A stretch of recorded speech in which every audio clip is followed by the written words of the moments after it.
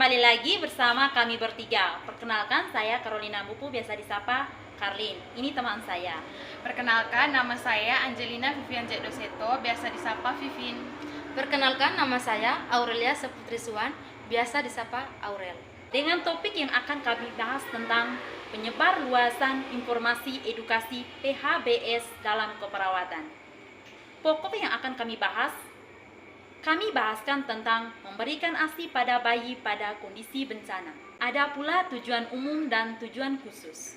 Tujuan umumnya untuk memahami pentingnya memberikan ASI kepada bayi pada kondisi bencana.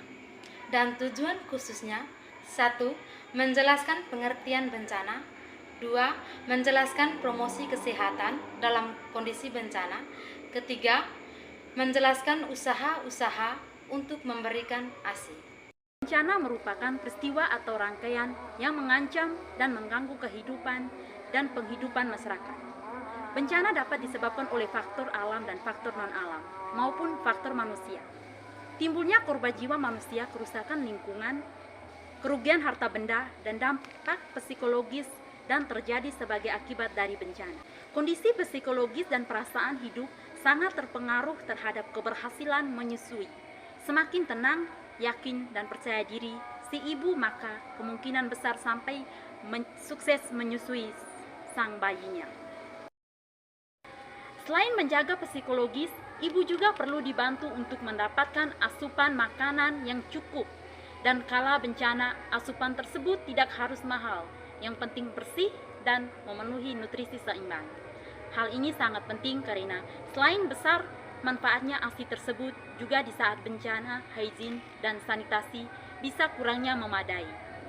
Hal ini dapat berakibat fatal jika sampai bayinya beralih susu formula atau pemberian makanan pendamping ASI yang terlalu dini. Hygiene dan sanitasi yang buruk sangat berisiko untuk timbulnya berbagai penyakit yang sangat berbahaya bagi bayi seperti diare.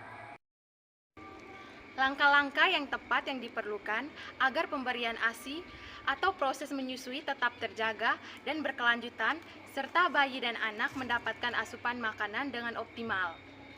Rasa aman dan hangat yang didapatkan dengan menyusui merupakan hal penting bagi ibu dan anak dalam situasi kacau yang ditimbulkan suatu bencana.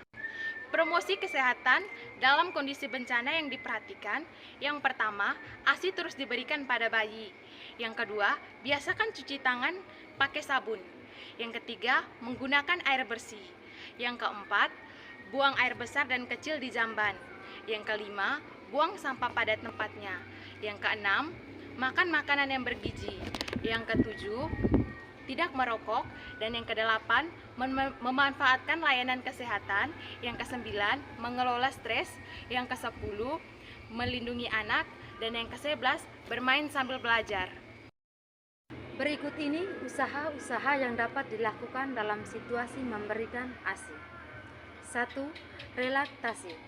Jika proses menyusui terlambat sementara, misalnya ibu mengalami luka ringan atau terpisah dari anaknya, maka ibu dapat ditolong untuk kembali menyusui anaknya. Ibu dapat kembali diberikan edukasi mengenai ASI dan cara menyusui. Ibu menyusui yang melakukan relaksasi membutuhkan gizi yang sama dengan ibu menyusui lainnya. 2. Donor ASI atau ibu persusuan. Jika ibu kandung bayi tidak ada, maka bayi dapat disusui oleh ibu persusuan atau mendapatkan donor ASI. Namun, perlu memperhatikan budaya setempat. Apakah cara ini diterima oleh keluarga bayi agar kemungkinan perlu negosiasi yang baik pada keluarga bayi agar program ini dapat dijalankan.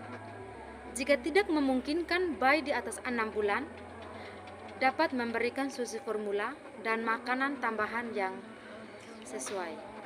Nah, itu saja video penyuluhan dari kami bertiga tentang memberikan ASI pada bayi pada saat kondisi bencana.